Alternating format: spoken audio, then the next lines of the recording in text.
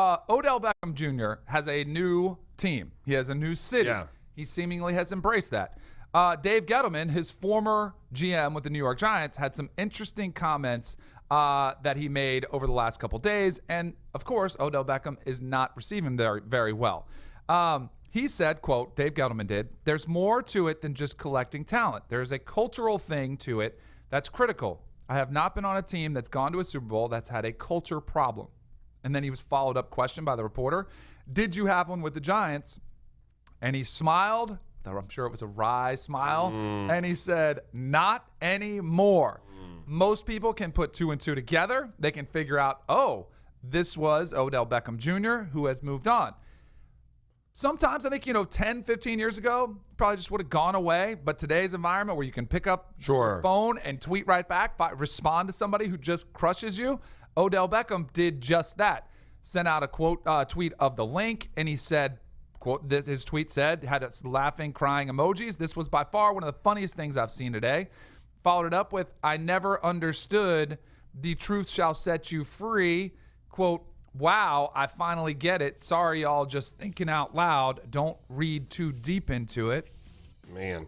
Then he followed up because Odell took some criticism in the article for not traveling with the team. Right. He said, "Ask the coach. I begged him to go each and every one of those games, actually for my teammates, and to be on the sideline for the home games. He told me no. Anything else, sir?" That's whoever tweeted asking why I didn't travel while I was hurt. Next. That's pretty standard procedure. Guys that are injured seriously don't travel with team. We'll break that down a little bit. And then finally, had one more for him, said, "What you don't understand, I've never been in a place so happy in my life. My soul, my spirit is at an all-time high. Say what you want. There is no bringing me down, period." We have one more because Odell was going off. Yeah, he was on. Ask any one of my teammates of who I was as a teammate and a man and a person. Yes, I'm cancer to a place that's okay with losing because I want to win that bad. You're absolutely correct. It's a lot to digest. There's a lot going on there.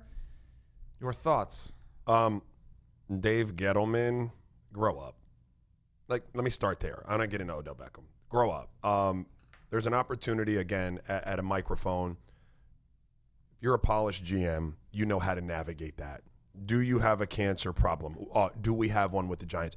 Our team is a very good place right now. We're excited about how we're positioned. This should be a great season with the Giants. Gone. Done.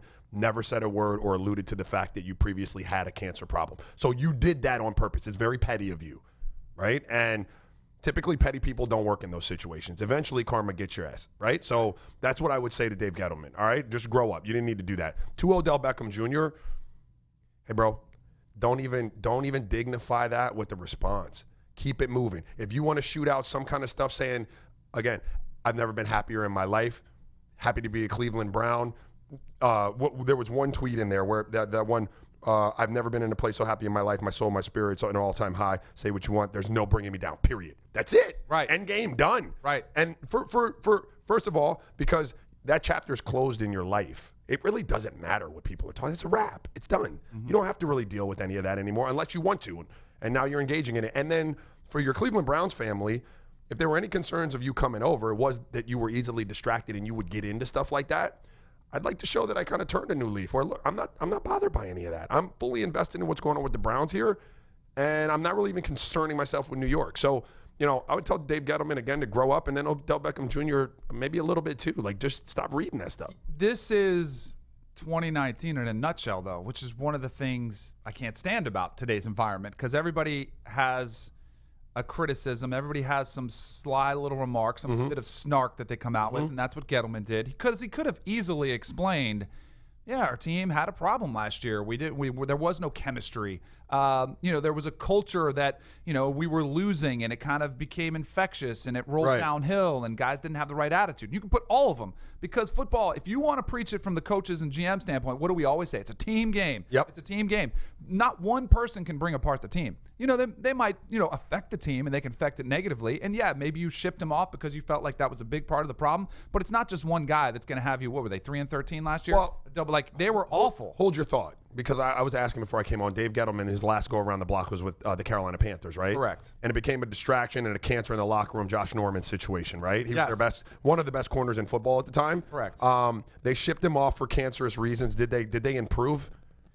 No. No, they did not improve. They did not. And what I would say to Gettleman, I didn't mean to hijack your stuff here, is, yeah, there is a chemistry part and there is a culture part, but there's a talent part also. Yes. And you can't be shipping out your best talent and just be purely have your team based on good culture guys. Most of the time, they aren't the ones that carry you when the going gets tough. Do you know what I mean? They set a tone, but they don't. Is that what was making that noise? Yeah, it was really freaking me out. It was buzzing. It was like, bzzz. But you have to have the right. You have to have the right combination of talent and culture, right? Absolutely. My bad. They were 5-11 last year. They were 3-13 the year before. The New York Giants were. My thing is, if you're Dave Gettleman and you're like, hey, we solved that problem, you might want to wait and see Correct. to make You have no sure idea. that you have that problem taken care of, because they're not going to be as talented. We don't know that yet. We don't know if they're going to be a better team. You might want to see that play out. And I'm with you. Totally agree.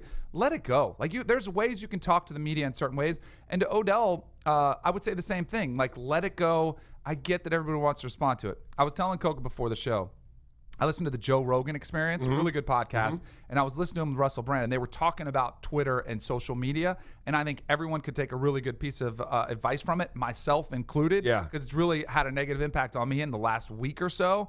Because Joe Rogan was saying he used to go on, he'd tweet something out, or his videos would be out there, and the only things that he would respond to are the negative comments. Right. Like, there could be a bunch of people saying, hey, great take, loved the show, did this, Yeah, whatever. completely But forget the about ones that you want to go at are the people that are like, you suck, you don't know what you're talking about. And it feels like, because I think a lot of people have been pumping up the Browns saying this is I've been saying, hey, this team could be a Super Bowl contender. Sure. Everyone's high on the Browns. Odell, here's the one bit of negative. Now, I get it, there's a personal circumstance there, but just don't respond to it. Or send one tweet that's like, hey, I'm in a great spot now. I'm happy I moved on. Done. Well, good luck to everybody. It's tough. It's easier to sit here and say it than to be in that position. And I am not the example to look at. If you look at my Twitter timeline of me responding to trolls, that's usually all I do. But we all could learn from this and stop feeding into the negativity. If this was like a competition, then in my book, Gettleman wins. Yeah. He wins because he comes out, he lobs this thing. He doesn't really put a name on it. He just puts out this kind of, tweet or comment with the media. And Odell Beckham does what Odell Beckham does, which is kind of loses his cool and goes off on a Twitter tirade and rant. And it makes Gettleman look right. Gettleman look right. So, again, grow up, Dave Gettleman. You baited him. You knew what you were doing. You did. And you might be shrewder than I think you are. And maybe the Giants have a good exec and you guys wind up being, a Super Bowl contending team again. But to Odell Beckham Jr., let that go, man. You can't live in your rearview mirror. And you certainly can't play a sport in your rearview mirror. Right. You're talking about playing forward. It's very hard to live like that too. Worry about what's in front of you, bro. Don't be concerning yourself with people who aren't worth your time concerning yourself with. Yep. So this whole thing happened in 2017 too, when Dave Gettleman got fired from the Panthers, because I found D'Angelo Williams came out and said, I want to publicly say the Panthers are off my teams I won't play for due to the firing of that snake, Dave Gettleman. Steve Smith came out and said Gettleman doesn't even have the cojones to tell us to our face about our releases. We have to hear it from someone else. Then he calls us and says it wasn't personal. You had Josh Norman doing the same thing. Josh Norman tweeted once Dave Gettleman got fired. So it's always, you can see sort of the players that this guy doesn't really like are these outspoken players, these fiery players. If it's a Steve Smith or an Odell Beckham, they sort of have that same personality. And Gettleman would be qualify as your old school. Yep. The coach, the front office is always right. Correct. You players, you keep in march step and you don't say anything wrong and you go to work, right? Yeah. You don't say anything. That is not today's society. It's not today's athlete. And if you don't adapt, you're going to have a really hard time finding a team that's going to want to play for you. Absolutely. It's going to be a challenge for Gettleman if he doesn't adapt somewhat. And this isn't a guy like him, he doesn't adapt. Right. Dave Gettleman doesn't adapt. Old school. They're not adapting. You have to phase them out. Right. As soon as you – and what happens typically in NFL, NBA, I don't know about Major League Baseball. Maybe they have there's a recycling thing that happens. Mm-hmm. It'd be good if Dave Gettleman failed one place and you saw the writing on the wall and you were like, all right, nope, that's not working in today's NFL. usually gets a second opportunity somewhere else, sometimes even a third if you're a good interview and a good communicator. But typically those guys don't change their stripes. They are who they are. The problem is I think there's one team that has the old school mentality and everybody tries to be like them, and it's the Patriots. Right. But the reason they're able to get away with that are two things. One, it's the tremendous amount of success. It's the dynasty that they have already in place, so they have the luxury of being able to kick guys to the curb.